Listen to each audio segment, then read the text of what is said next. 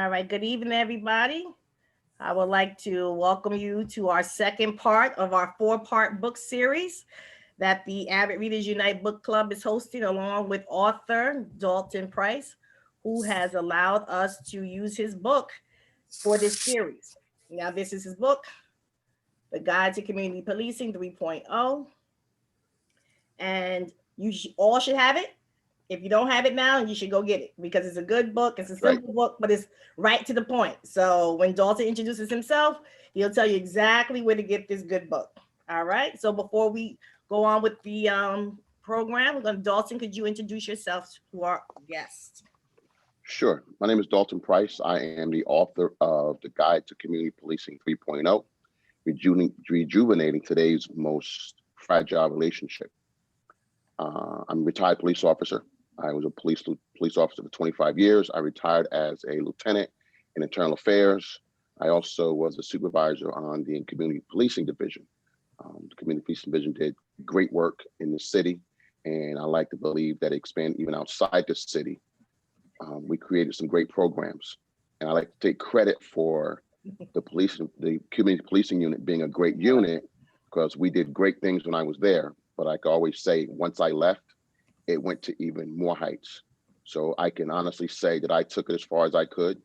Somebody else took over, and it really took off, and it Mhm. started working out even better. So um, Awesome. some things in policing, it's there's something that says they use the term epic. Ethical policing is contagious, and it is contagious. But you have to use the ethics part, and you have to pass it around. And police officers, like everyone else, when they see that it's ethical, it will start to spread.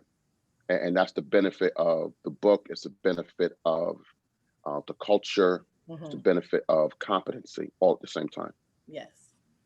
Very good. So last week we talked about coptics versus optics, which we were talking about perception of how we see the cops and how the cops see our communities. Now, before we left the conversation, there were some good things that we had that we could take away with us. The things that we could do, such as having events like this. Now, because of COVID-19, we really can't gather the way we may want to, but we can do small gatherings and we can as Dalton let us know, we can contact the police department and maybe set up some type of meetings, talk to your community leaders, and have these kind of meetings at the table. Also, having a community watch. He talked about that, having a find out what's going on in your community, talk to your your neighbors to find out how you guys can get together and build your block by block build a community, as well as getting to know and getting with the police department. So those were some things that we left off with, of actual things we could do to start the conversation and make movement happen.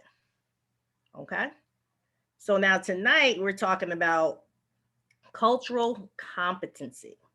Now, I looked up culture, and it said the Webster definition was the customs, arts, social institutions, and achievements of a particular nation, people, or of a social group. And then they define competence as the ability to do something successfully or efficiently. So I guess that means, if we put it together, if we understand who we're serving, who's in our community, we could do a better job of building better communities. What, how you see that, Dalton?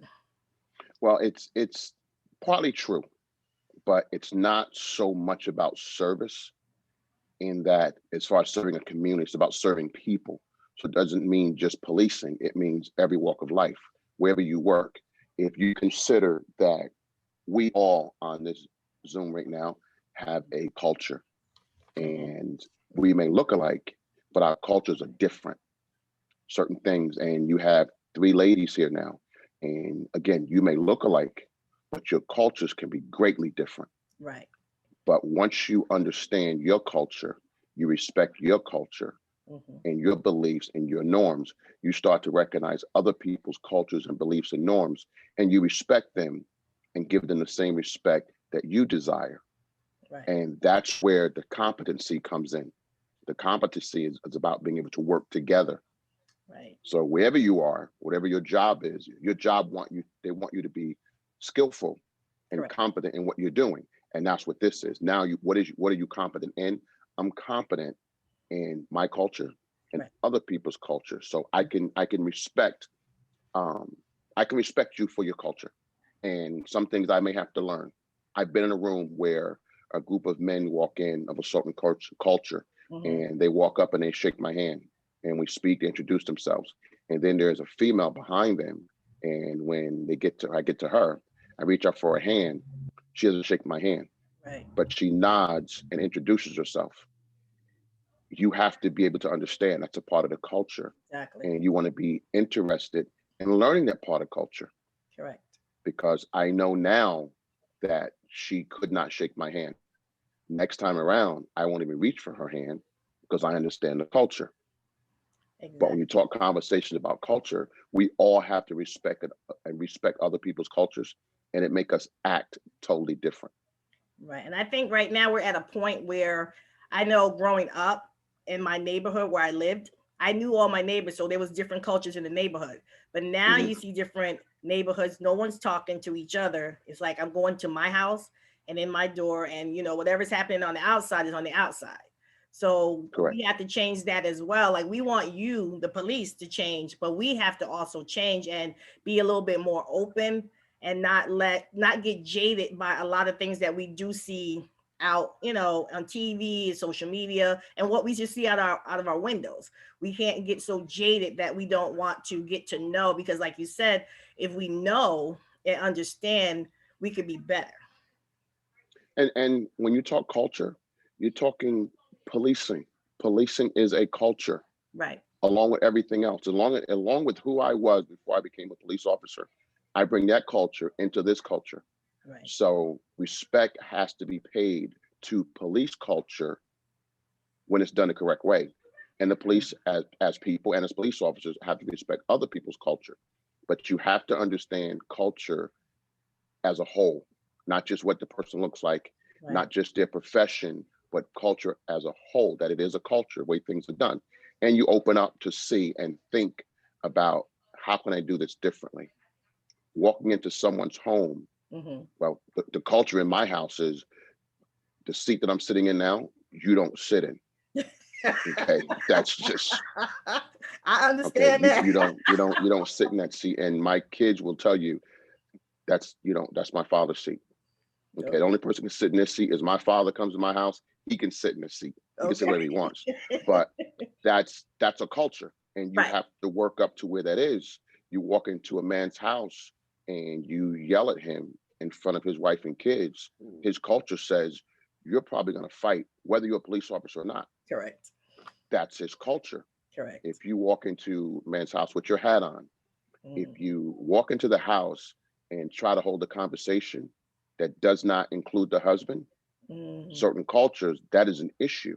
Yeah. And certain It really. cultures is not such a big deal because the woman won't even answer you, Right. okay? Because she knows she's not supposed to be Right. speaking to another male, so it won't happen. But you have to respect that, okay, on both sides, as adults and as a profession. Right.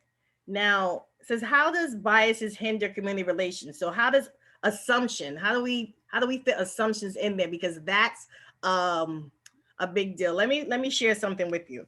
I was watching, I don't know if you guys watched the show Criminal Minds. So I'm kind of addicted to that show right now. So I was watching it. And in it, it was a scene and it fit for tonight. And I was just like, okay, I was meant to watch this scene today. So the scene was, it was one of the agents. He was molested by one of the community leaders in the neighborhood. But the whole point was, it was an officer, and he had like a lot of different kids that he was like harassing them, because they were always up to no good in his sight. They were always doing something wrong. Now some of them were, they were doing drugs and just harassing the neighborhood, right? So it comes down to it that this man, they find out that he was a molester, but all this whole entire time, the police officer thought that the gentleman was a good guy, and all the other guys, the young kids, were bad. And now it comes to find out this is why they were acting out. And that's what he was telling the one officer. I assumed something wrong. He said, I got into policing for one reason, because about righting wrong. I want to serve the community. But then I see that I have to do better, because pick the wrong person to protect and think they were doing the right thing. So how can you, can you talk about assumptions on that? We have to admit that we have our own implicit biases, and we have to correct ourselves. We have to address the fact that we have those biases, and we have to either correct the bias, more importantly, be very particular before you open your mouth Hmm. and say the wrong thing. Right. And you have to be able to control this. And if you can't control it, it creates issues. But first, you have to be able to admit that I do bring my own biases, whatever those biases may be. They don't have to be racial. They don't have to be sexual. You could have a bias against skinny people. Hmm. You may have that attitude, and we know how women can be sometimes. You see this little skinny, What? bony woman walking What? by, and Oh no. and you look at No. her. So look at her, Oh, bony, no. skinny, and that's just a little bias we have in our head. Mhm. But we carry these biases. And I'll tell you a quick story. And it happened now, probably about 22, 23 years ago, when I wasn't so politically correct. Okay. Stopped a guy in a well-known drug area, white male, early morning, took him out of the car. Me and my partner are searching him. We find drugs on him. And, we asked a simple question. How would you, what do you got a job and this and that, he's a professional, you're getting high. How would your family feel if they found you were down here buying heroin? And you got a wife and kid, I mean, you got kids and everything. He said, I don't have kids. How would your wife feel if she found out? I don't have a wife. Okay. And the next thing he just spews out of his mouth is, okay, I'm gay. I'm gay, okay? Now remember, this is 22 years ago. Okay. And my partner says, well, how would your partner feel if he found out you were buying drugs? And it moves so smoothly into your partner that he never became offended by Mm. the conversation, because I don't know, 22 years ago, I don't know where my partner thought in the back of his mind to say that, but it was a good idea. And it was the Mhm. proper thing to say. Moving forward to where we are now, that is the proper thing to say. Okay. Okay, I'm talking to you about a particular incident. Your sexual preference has nothing to do with what we're talking about. Okay. So I can go right by it. But those biases that we have, it can control a situation.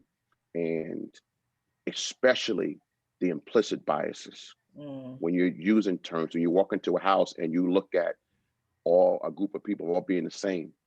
You Right. look at all Black people as being the same. When you walk into a room, you walk into a house, Hmm. and you walk into a house and you may think you're saying the right thing. Right. And you walk in and you go, wow, this is beautiful. Like, really? Mm. Yeah. I didn't know they had houses like this here. Wow. Yes. Now, you Right. thought you were giving the person a compliment. It is not. Okay. It started as a compliment, but what exactly do you mean? I've been Okay. working here for 20 years. I've never seen a house in this area like this. What does Wow. that mean? So these are the kind of things that you could come up with or could come out of your mouth that could be very offensive to people. Right. And so those are the things, those are implicit biases, and it affects the way you police, Okay. because your bias could be strictly racial, Right. and that creates something that creates a whole different avenue. And you want to participate in a conversation, and you walk up to me and you automatically say to me, uh, hey, what's up? Right. And you didn't say that to the white guy. The Mm. white guy, you said, how you doing? Can I help you? And Right. you look at me, hey, what's up? And I'm offended. Number one, you don't even know me like that to walk to me and say, hey, what's up? But I'm in a store, and why do you talk to him differently? Is it my culture? Mm. But it's not my culture, because you don't know my culture. Right. All you know is my Black skin. And Right. you assume that all Black people Speak. talk like that when they see each other. So Mhm. those are the things that will make people offended. And those are the biases that people bring with them. We all bring our own biases. We all bring our own baggage. You just got to keep it under control and be able to address it. Now, how do you address that in the police department, like during training?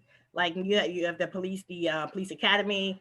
Is this type of training being taught to them? Because now you have seasoned cops and they've had training, but they have their own way of doing things now. So how do you fit this cultural competency in now, like Well, training like old cops, seasoned cops to fit with right now? You know what I you mean? have to keep it. You have to keep it simple, and you have to explain to people. In the academy, when I teach the academy, I teach them these are things that you cannot say, you cannot do, you shouldn't say, you shouldn't do. You explain it to them. I'm not going to tell you as an adult. You're in academy. You're 23, 24 years old. I'm not going to tell you how to talk. What I'm going to tell you is what you should and should not say while you're in uniform, and that it can cost you money. It can cost you your job. And some people in the academy says, yeah, well, people are losing their job and it's strictly political. You Mm, said the wrong thing and politics dictate that you get fired. You might be right. I may not agree with the politics. The fact is, you did say it. And if the politics dictate you get fired, then so be it, you get fired. You may say they went too far. Well, maybe they did go too far. Maybe you shouldn't have said what you said. right. And when it comes to seasoned cops, you train them the same way, and you still hear there was a time when it was okay. People are a little bit sensitive now. And I can honestly say Mm, that, okay, there was a time when you came to roll call, and roll call is mixed, male, female, black, white, Spanish, down the line. okay. And there's all kind of jokes being told, and everybody's laughing and having fun. Okay. Hmm. But you think everybody's laughing and having fun. You're not. Well, now you can't do that anymore. Mm, And when I hear the conversation, when you're talking to the seasoned veterans and they're saying, well, Lieutenant, there was a time when we could say, and it wasn't such a big deal. You are absolutely right. There was a time when we did it and it was okay. We can't do that anymore. But let's admit, when we were doing it 25 years ago, it was wrong then. okay. It didn't just become wrong today. It was wrong when you were doing it then. It's wrong now, Right. and you should stop it. And then you still have people who have their own things they're going to say. And because you've been working with this person and they say the wrong thing, you can easily say to him, so the situation's over. Hey, bro, you can't say that. And he's black. He could be black. He could be white. He could be Spanish. He could be Arab. What he is, you got to, whatever he is, you have to be able to tell him, listen, you can't say that anymore. And you've had these conversations with Yeah, people. that's true. You can't say that anymore. Right. Okay. And you have to be able to say that to people. And if they're not willing to listen, then that's their issue. But in the age of social media, you get caught saying this, it can cost you your job or cost you a lot of money. And whether it's politics or not, again, I like to use the term, you did do what they say you did. Hmm. So that's your problem. Exactly. We talked about that last week about social media and how more things are being captured on social media. So that all falls into what we're talking about tonight as well. Then how do you charge your bosses to change the culture because you're following their lead in the police department? You're following their lead, how they want things to be done. How do you get them on board that things should be a little different? How do you do Well, that? it has to be pushed down from the top. It shouldn't be pushed up. Right. You should have training classes where you're bringing the chief executives in and you're explaining them how important it is that you tell your guys, this is not what's going to be tolerated. These are the things you cannot do. And this is what can and may happen to you if you violate this. And once you do that, people start to understand a little better. But you have to practice it yourself, Okay. and you have to push it down. You have to make sure that everybody in the chain is practicing cultural competency. Mm, And sometime in policing, the problem comes in where you come into roll call and you have a supervisor who's stern and mhm. he's yelling at the guys and screaming at the guys and about maybe justified, but you're yelling and screaming at the guys in roll call, and then you say, go out and treat the community with respect. How do you do that? Okay, it's kind of hard to do. So you have to be mindful of that. Again, everything is a teaching moment. Right. So we're not going to say what we're doing or we're doing was wrong. What we're going to say is we have to change it. It's not being effective. Okay, and you're not going to be punished for what you did. Okay. Okay, you did it. It worked or it didn't work. There's no punishment involved, but we have to change the way we do those things. If you tell the officer to go out and treat people nice and with respect, he's going to do that. And if he doesn't do that, there's a punishment. But this has to be pushed down from the top. And if you don't have an executive, I don't care what he looks like, black, white, if you don't have an executive that's pushing it down from the top, cultural competency and how to treat people, that creates a problem. Okay, can you speak to the difference in the different cultures, whether you're working in the suburbs or whether you're working in the urban areas, Uh, and how things differ? it's I would say policing is different in the suburbs. It's a smaller area when it comes to the people, the amount of people you're going to run into. You know people, you expect certain things, but there are dangers in the suburbs. And when you talk about culture and competency, and you take me, I'm very comfortable in the city I live in. I'm comfortable anywhere in my city. Okay, I can go anywhere. If I have to stop at a store, I stop at a store, get a soda, get water, whatever I want. I'm very comfortable in my city. You take me about 2 hours south, and I'm probably not stopping. Mm, Okay, I'm probably going to wait till I get to the turnpike or the parkway. mhm. Okay, and for a number of reasons. At the same time, you take me and have me police in those areas. I'm not comfortable policing in those areas. I'm comfortable when I get out of my police car. I'm comfortable. I see street lights. I see houses. I see people. 3 o'clock in the morning. If I need help, my help is probably about maybe 3 minutes away.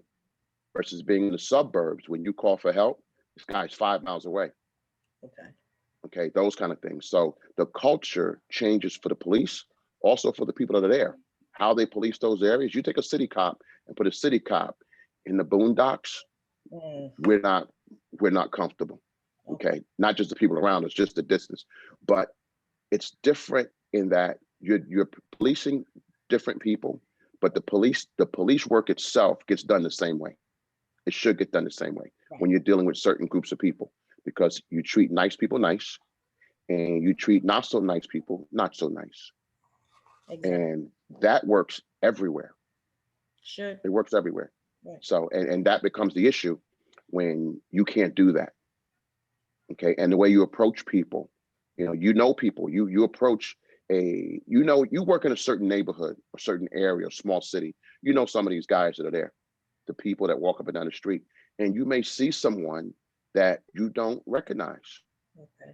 Okay, you see me driving down the street at 1 o'clock in the morning, and you may want to find out what I'm doing there. And I understand, but there's a way to talk to me. Hey, what are you doing here? It's not an answer. It's not a way to talk to me. Right. What about, excuse me, sir? I work in this area. I know what your intentions are, but I work in this area. I haven't seen you right before. Are you lost? Do you need any help? Okay. Okay. And I may say, yes, I am lost. I'm going such and such, and I got turned around. Can you help me? Or I may say, no, I don't need any help. I know where I'm going. Thank you. Right. And let it go. Right. But when you start to push the issue, well, I'm just checking to make sure you're not lost. I said I'm not lost. Right. Exactly. Okay. And I've had conversations with people in certain areas. And the way I'm talking now, we're going to go back and forth because I know there's nothing you can do because I didn't break any laws, but everybody's not as comfortable as I am doing that. And you shouldn't be. But the culture says, don't let anybody push you around. The culture should be also, you don't push anybody around either. Exactly. So, and that's important for people to understand, and everybody can't understand that. You can't be a bully, and then when somebody pushes back, you get upset, and now you want to be a cop. You can't do both. Can't do both. So it is different. Policing is different, but the way you treat people Should be the same. should be the same. Okay. All right. So I'm going to read a little bit from Dalton's book. Everyone should go out and get it. The Guide to Community Policing 3.0. So if you don't have it, please go get it. Linda, somebody text me, said they went in the waiting room. Anybody there? No. Okay. All right. Hold on. Let me just check. No. Okay. I'm sorry. Go ahead. Oh, that's okay. All right. So cultural competency is that it can serve a law enforcement officer very well. It can also serve the community well when dealing with the police. There are always subcultures that are at work, and learning and understanding them can make or break a relationship. Whenever there is an opportunity to deal with the community as a whole, and the group seems to be just a little uncomfortable, I always ask who doesn't like the police? A few people will raise their hand. The next question is why. And more times than not, it is because of social media or news outlets. We have to be able to admit that some of the images depicted on these screens are horrifying. Once you share with the group that you understand why they feel the way they feel about what they see, you have their attention. Add in the fact that you agreed that in some cases, even you don't understand the officer's behavior. And now the wide space between you and the group has lessened. It is also important to remember that you want to understand your community without getting into their business. Remember, you are trying to form a working relationship, not a dating relationship. Because of the stigma that has been placed on the police and the urban community, and at times rightfully so, a simple good morning goes a long way. The great thing about this is that it does not matter who makes the first move. It can be the police officer who feels that he wants to improve his relationship with the community, or the community member who wants the same. They both have an obligation to themselves to extend the olive branch, even if neither of them had anything to do with creating the strain on a relationship. Can you expound on that? Absolutely. If you want a relationship with anyone, you have to find a way to break the ice. You and the person could have tension between you, but if it's important to you to build that relationship, you have to find a way to do it. And the book was written before all the things that we're dealing with now. We were dealing with things, but it hadn't reached this level, I guess I could say. But it was coming. There's still other things that happen, but it was coming. So with the things that are happening in the community, you want to change that relationship. You want to be able to say to someone who has an issue with police, I looked at the George Floyd video and the officer was wrong. Mm, When you can say that to people, it's a better understanding because people start to believe that in the police culture, we support each other regardless. right. And that is not the case. There's things that people just don't know about policing. There are people, well, the citizens in this city in particular, they don't know the amount of punishment that is being dealt out. Now, I know they don't know. So I have to be mindful when they say cops get to do stuff and they never get punished. Mm, I have to recognize the only reason they're saying that is because they don't know about the punishment. So they're making a fair statement because they have no idea. They don't know when an officer gets suspended for 90 days. right. The citizen, the taxpayer doesn't know that. So they assume that nothing happens. Mhm. But what you don't know is a person got suspended for 90 days, and 90 days for a police officer is a big hit. Mm, Okay. In that, whether it's fair or not, if he got it, he got it. But when you get suspended for the period that you're suspended, of course, you don't get paid. More importantly, you don't have benefits. mm, So now you have 3 months that you're suspended. You don't have income and you do not have benefits. If you have a wife or husband and kids that are counting on you for 3 months, they have no benefits. That's a huge hit.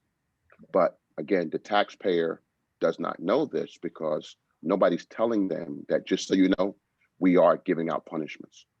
okay, very We good. are giving out 3 days, 5 days. People are being punished. But that's the culture that we're dealing with. But you have to take the time to talk to people and understand you don't know. You can come after me and I could say to you, well, you don't know what I do. You Right. don't know what we do inside the police department. And that's a fact. True. You don't know. But what if I take the time to explain it to you? Okay. There's a perfect opportunity to explain to you some of the things that we do, why we do them. Okay. Let's look at the video together and see if we agree or we disagree. And maybe let me explain to you what the officer is doing or what he's trying to do. Or I can tell you the same thing. Yeah, you know what? It looks bad. It looks bad. However, this is what happens. So it's a lot of conversation around that. And even and I'll jump to this, even last week, because cultural competency, again, we're talking about understanding cultures. A young lady reached out right after we got done and said, why can't the officer shoot my nephew or grandson in the leg? Mm, And people say that. and because they think it's less lethal. And I understand the view, but a gun is not a toy. I didn't pull a gun out to shoot you in the foot to give you a warning.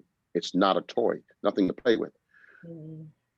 She believes that if you shoot him in the leg, at least he'll be alive. Sounds good. And I asked her, if I pulled a gun and I had a reason to shoot your nephew, if I shot him in the leg and he lived, would you feel better? She said, yes.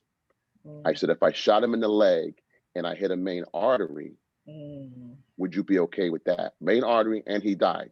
Would you be okay with that? She says, absolutely not. Right. So does it matter where I shoot him? Okay. Realistically? Or are you more concerned with your nephew living and surviving the situation? And she says, that's what I'm concerned with. I says, okay. So now we can talk about the shooting in general, but we're not going to pick body parts.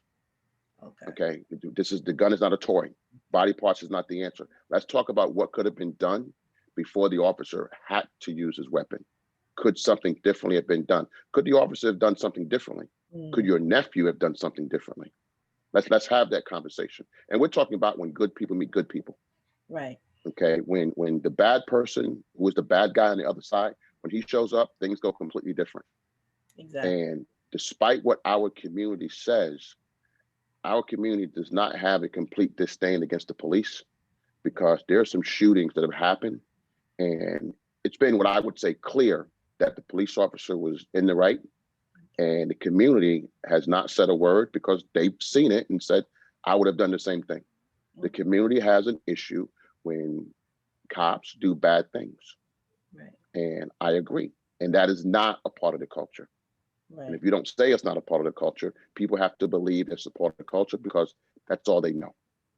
Okay, thank you so much. Now this is the time. If you have a comment or question, we're going to open it up for you. Who's on the call tonight? If you have something to say, you can unmute yourself, and you can voice your opinion, comment, or question.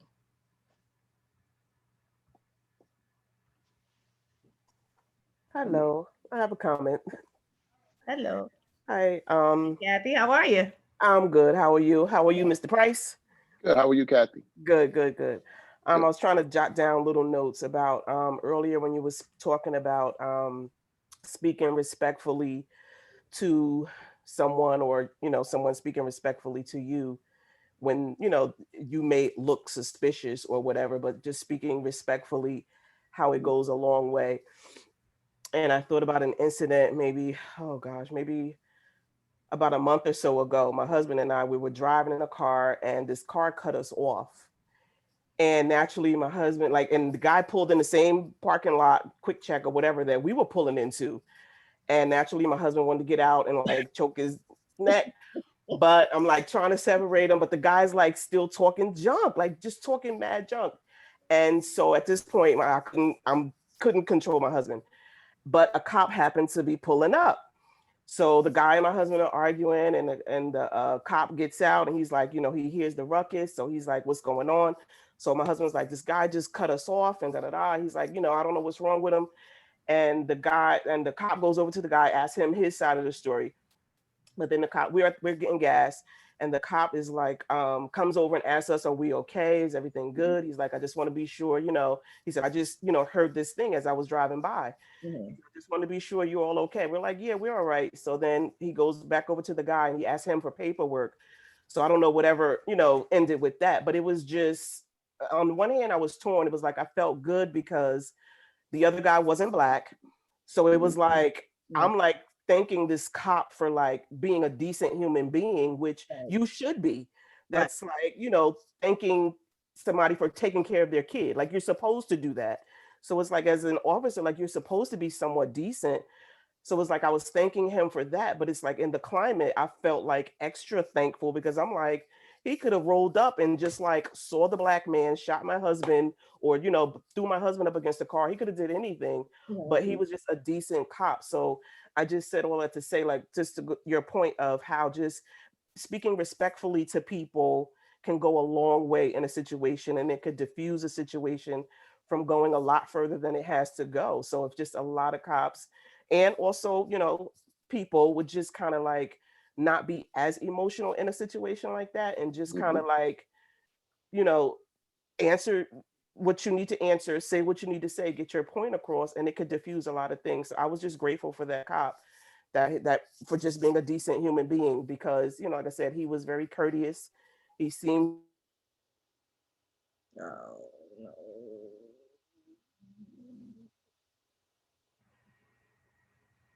it was a good situation. Well, I would say this, But and we can admit that there are some crazy, disrespectful, non-compassionate people in this world. mhm, Some of these people become police officers. There is no screening for that. no. So you're not going to see that until later. So what happens is these things come out and there's no real training for that until it happens. So you have to be able to talk to people. But as a police officer, and again, I have to say, it took time for me to mature to be able to do certain things. Okay. In a situation like you just spoke of, I get there and the two people are arguing.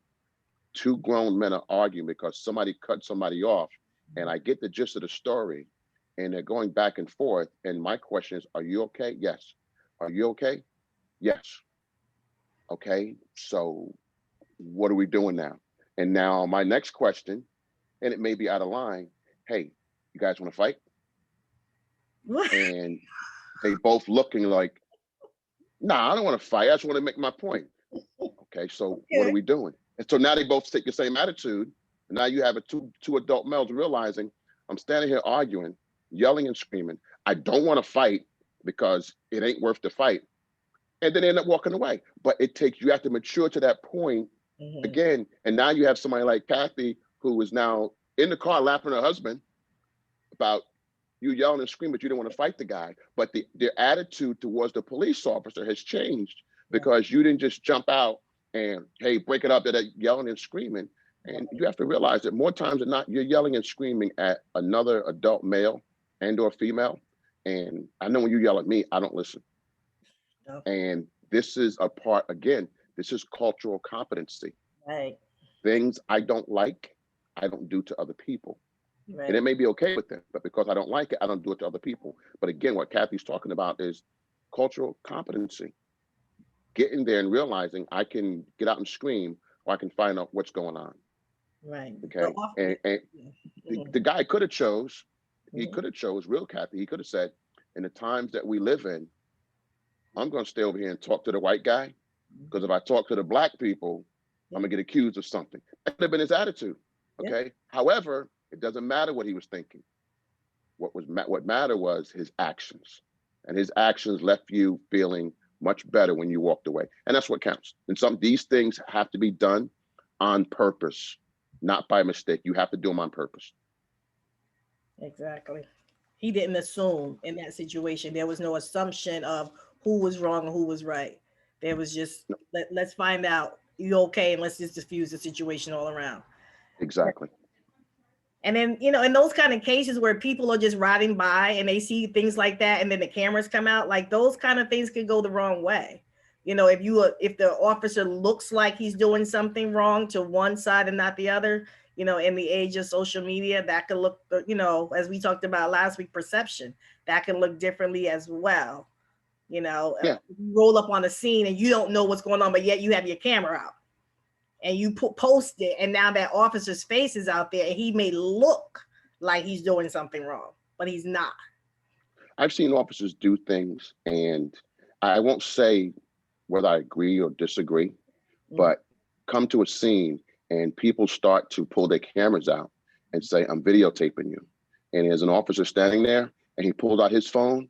He says, okay, I'm videotaping you too. And all of a sudden the people start to feel a certain way. Nobody's doing anything wrong, but it's amazing how people feel because they're getting videotaped. So now cultural competency. Mm, Your culture says you don't like to be videotaped. The right. officer culture says the same thing. His personal culture is I don't like to be videotaped. But as soon as he starts to videotape you, you feel a certain way. Then maybe you shouldn't videotape him, or you could have kept your mouth shut. Mm, Okay. If you want to catch me doing something wrong, stand over in the corner with your camera in your hand. right. You might catch me. But as soon as you say, hey, I'm videotaping you, whatever I was gonna do, I'm not going to do anymore. Yeah. So the community has the right to videotape. I agree with videotaping. I don't have an issue with it because hopefully your video shows me doing the right thing. Right. Okay. And when you talk about cultural competency and the changing the culture of the way people view police and the way police view the community and how you can change things. Mhm. Okay. I have to throw out a person, a friend of mine who just came on, and good person, and to let her speak, take some time to speak about her perspective and her new position. And she is the newly promoted major for the New Jersey State Police, Carla Thomas. Nice. So, if Carla, Yay. good to see that, ain't it? Good to see your Yes, sister up yes, there. yes. Awesome. So, Awesome. Carla, can you just speak about? I think you're muted, Carla. You, can you speak about some of the changes that you're trying to do with the state police now, with community policing and community engagement? Absolutely. I was just promoted about 3 weeks ago to this particular rank of major, and under my area of responsibilities are two bureaus. One which deals with the external component of policing the community. Second, with the internal component.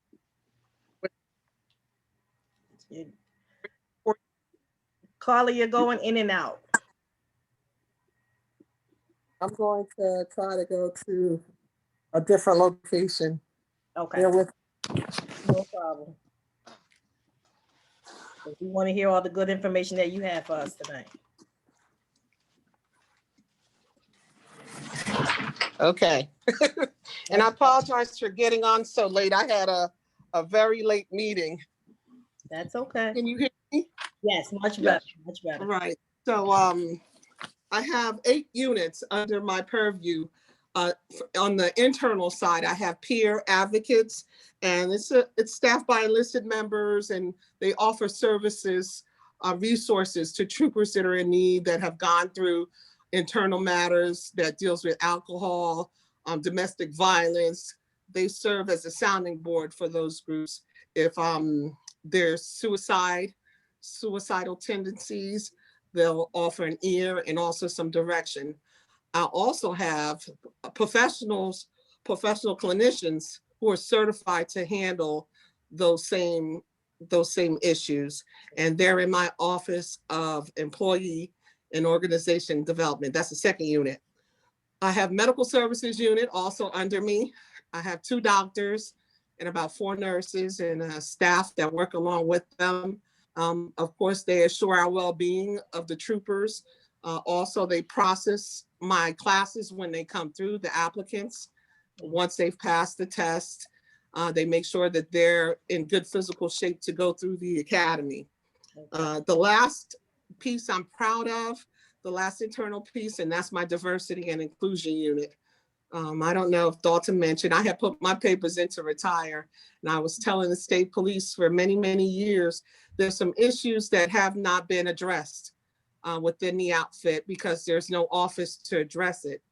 Folks would go to EEO and file complaints, and if it didn't meet those protected categories, they would just get a letter.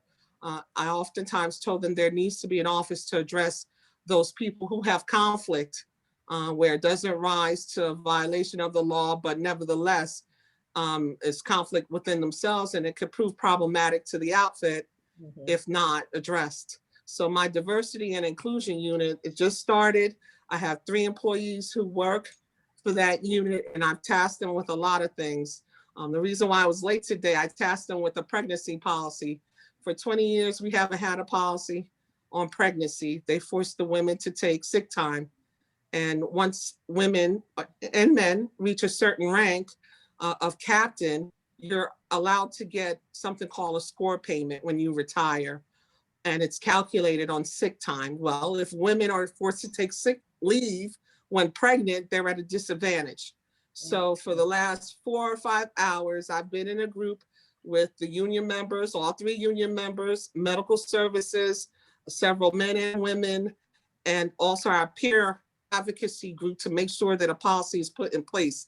And we're very close. Within 1 hour, we're very close to having something in black and white in which we're going to turn into a policy in the near future. And it took 20 plus years to do that. And all it took, Nice. yeah, all we needed to do was to get this office up and running and to allow people to do the work. And I just give them their freedom. Go ahead. This is what I want. I gave them a basis. For a woman who has a regular birth, 6 weeks, free time, state time. Shouldn't be sick time. Right. And if it's a cesarean, 8 weeks. I think the group that met, they were a little more generous than I was, but I support them.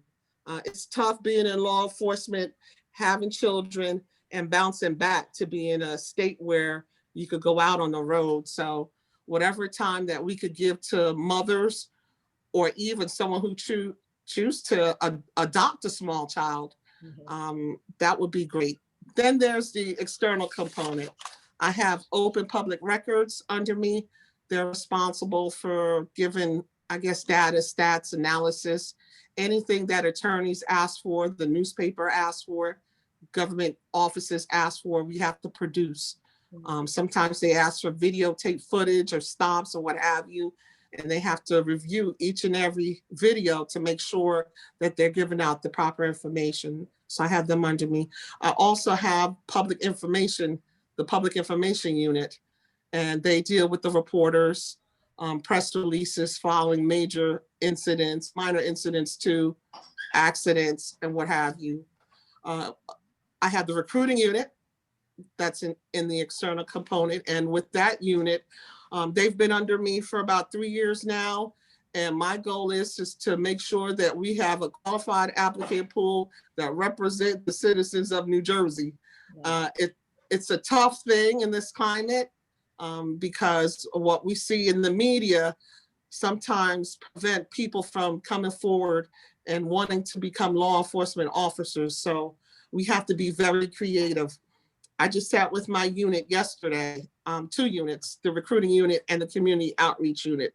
And I shared with them in this time where the COVID pandemic is still here, we're going to be challenged in getting the group that I would like to come through the state police, but I want them to think outside of the box. So I've charged them, reach out to all the criminal justice departments at every single university that you could think of and be novel about it. Offer a lecture on policing if necessary, if that's the way we're going to get to those qualified applicants. We're doing a lot of virtual stuff as well. We're doing career presentations, career development on Zoom, on Teams, you name it, we're trying to do it. But this time around, it's going to be tough because of COVID. I mean, I could talk all day. Okay, we see you doing some good work, and you fit right in with changing the culture already.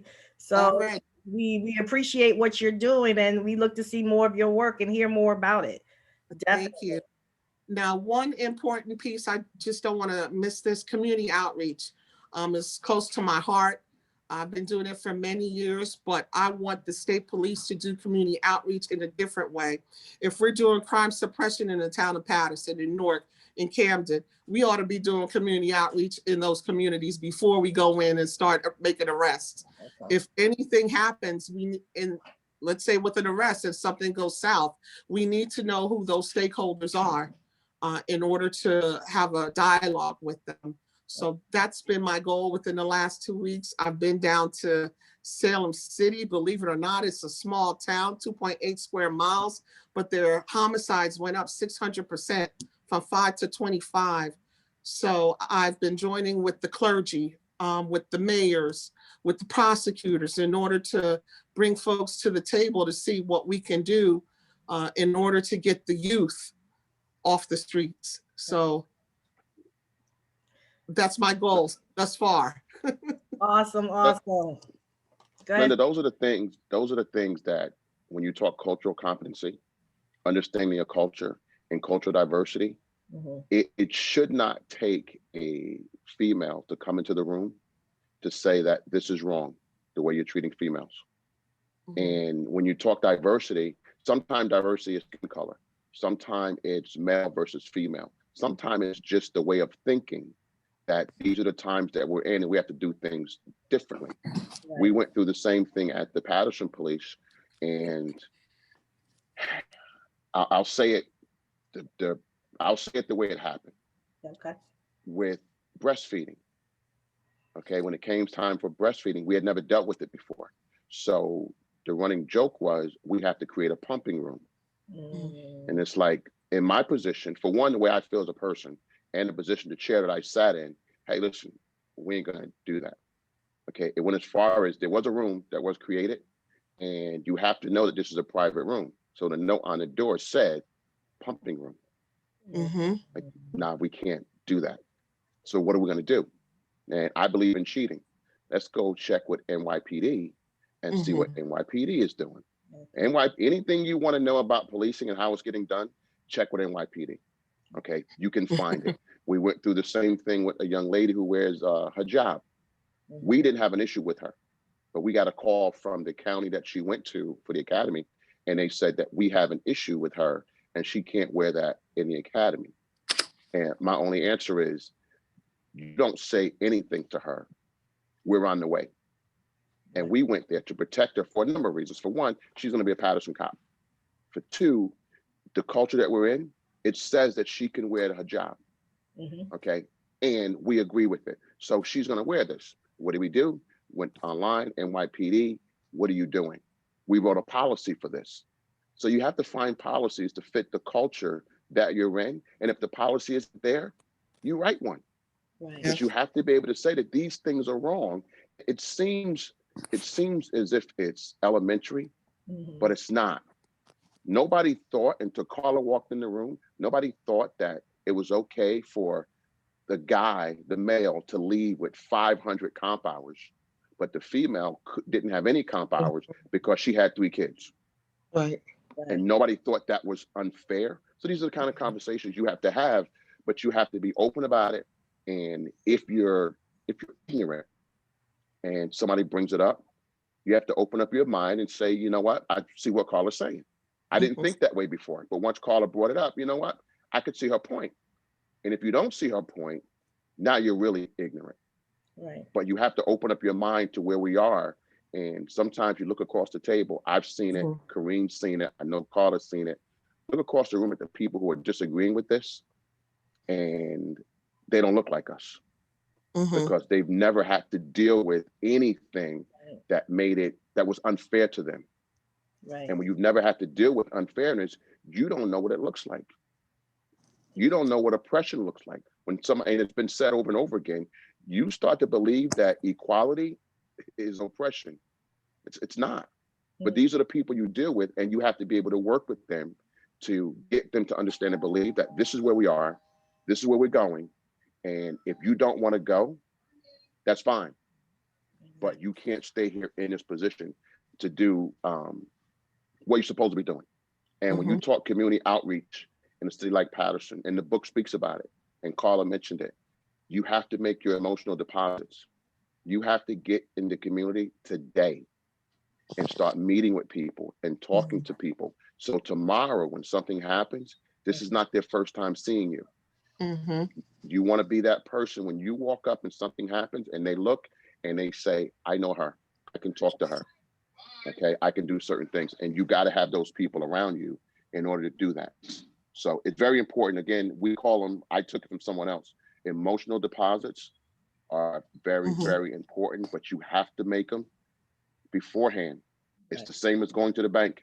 You can't go to the bank to get money out if you didn't put money in. Exactly. So this is what it's about. Right. And I'm going to piggyback on that. It should not be only my job or the personnel that reports to me. We have 2,800 state troopers. Every single one of them should be doing community outreach. So depending on the cities that I go to, the stations that are close by, they're going to send their personnel. They ought to be actively having conversations with these communities, not just when I'm there, but when I'm not there. So we want to embed it in the fiber of what we do. Yeah, I agree. Yes. Exactly. And this is why we're having these type of conversations, starting small and we're not here to stop today, but to keep the conversations going. So right now we're going to put a pin right there. I'm so happy for all who came on the call tonight. This was the part 2 of our 4-part series. We have another day coming up on February the 12th. So I hope that you return. And we're going to be talking about thinking outside of the box, in which Dalton and I will be sharing some good things that we're doing right now. So if you have questions and concerns, even you can bring them back on the 12th and we can still talk about them. So I want to say thank you to all who came out. Go ahead, Dalton. Linda, would you entertain one more question? Go right ahead. I know we promised 7 o'clock. We're going to stick to our television show, but it gets good after a while. And I just want to, and we worked on that. Me and Linda talked about being for one, starting on time was primary, and ending on time was very important. But sometimes you can see people's faces and they may have a question. So Linda's going to allow me to say, to ask the question, is there anyone that had another question? Go ahead. Tracy. Good evening, everyone. Good evening. Great show as usual, or even Linda and Dalton, and congratulations, Ms. Carla. I don't know you, but congratulations on your promotion. You all have said some great things about what policing consists of and what they need to know or should be doing as far as treating others. In this day of social justice and protest, social injustice protest, everyone is trying to do DE&I in their organization to bring about change and work on becoming a culturally competent organization. I think the first step in doing that is introducing them to what unconscious bias is. Because if they don't recognize that they have biases based on various things, like you mentioned, skinny men, or Black women, Latino kids, if they're not aware of it, then how can they fix it? So I think everyone needs to have an introduction on unconscious bias, recognizing it, acknowledging it, and then learning how to check it at their door when you're dealing with people who do not look like you, speak like you, live in your same neighborhoods, or go to your same places of worship. I think that is so vital. So hopefully maybe Ms. Carla, with your EEO office or department, maybe that is something you can consider doing. I'm actually an EEO officer myself. Yeah. All right. It's funny that you should say that. We're required. It's mandatory for us to take implicit bias courses, every single member. And we're also offering it to the civilians as well.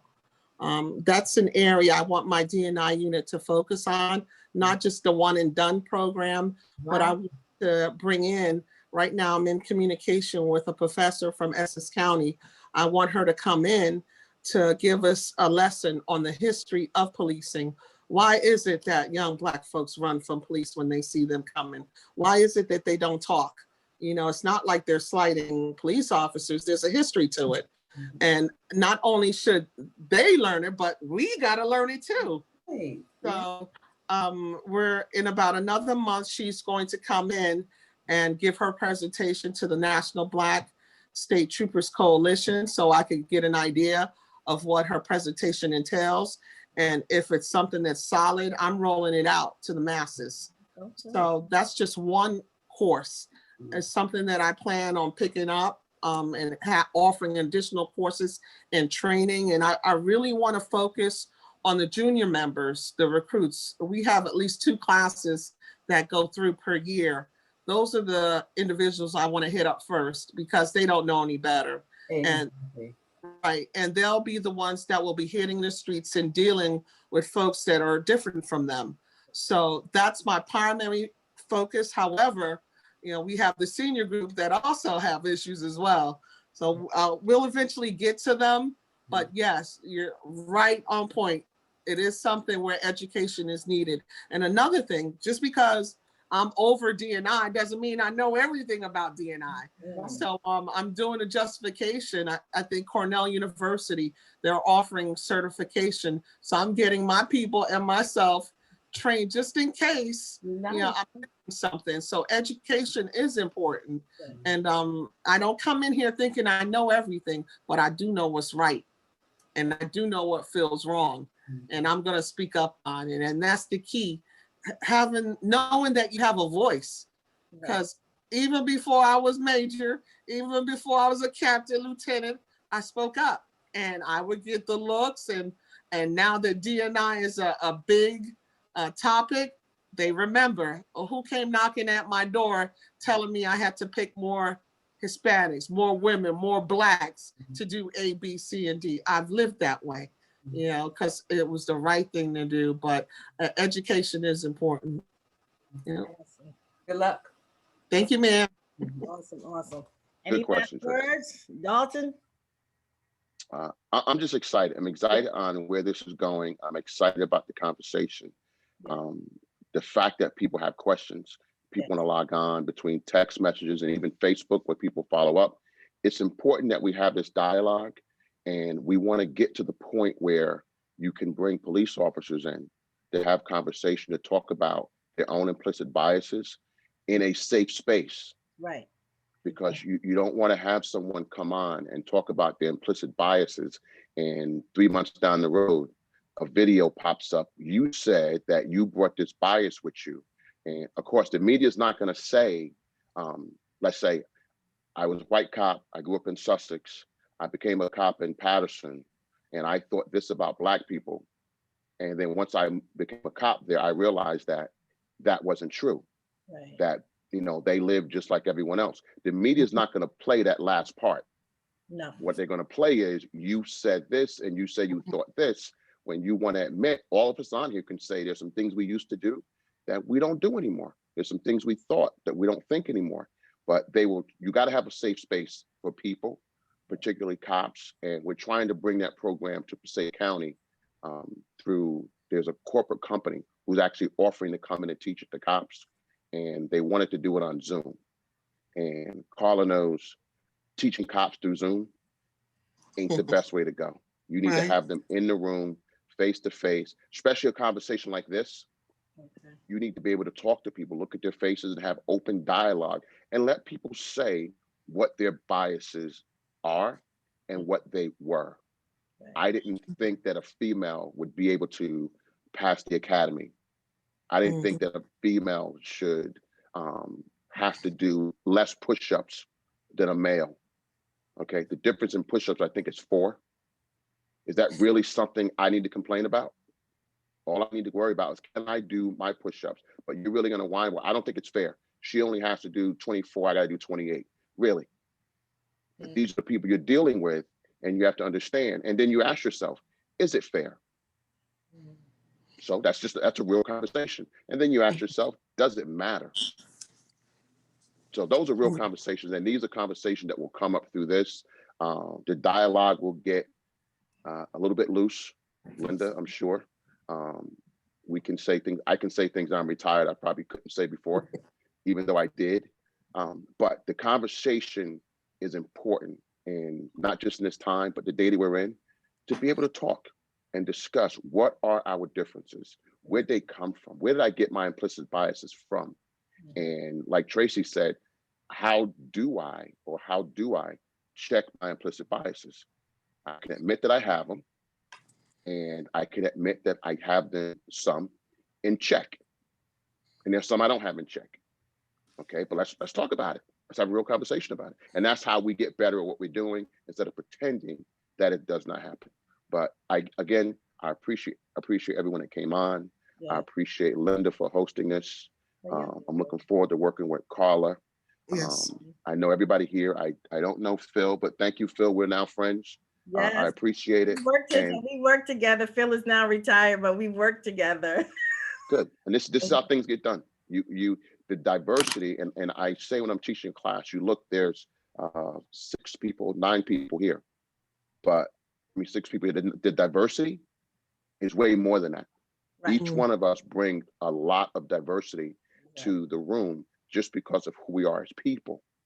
And that's a part of it. And again, I'll go back, I'm sorry, but when Carla spoke about the programs that they have to help cops who could be suicidal, who have emotional issues, who are going through some things, those are the conversations that sometimes the community needs to know, because they start to realize that cops are human. Some people don't think that, they think, well, cops don't talk. We do talk, we just don't talk to you. Right. Okay, we talk differently. We have different conversation, and the way we talk is Mhm. different. So we are dealing with things, but when Carla mentioned it, it helps people realize that cops are human.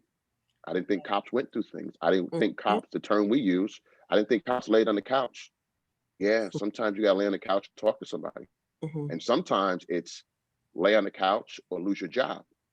Right. And at that point, you go lay on the couch, talk to somebody, and you'll find out some things about yourself you didn't know before in that setting. So again, this is cultural competency all Right. the way around. And it's Yeah. very, very important. So again, thank everyone for coming out. I appreciate your time. Yes, we And definitely appreciate we're you gonna do this coming again. out. And we hope to see you on February 12th, same time, same place. We're going to be talking about thinking outside of the box. All right. So until next time, Thank Thank you. you. thank you. Have a good night, folks. Night. Linda, Yes. hey, Hey. sorry, the top part was cut off on the time. So I'm sorry I came okay. late. Okay. I'll make sure that you get it the next time. Yeah, yeah. So I went to a racial trauma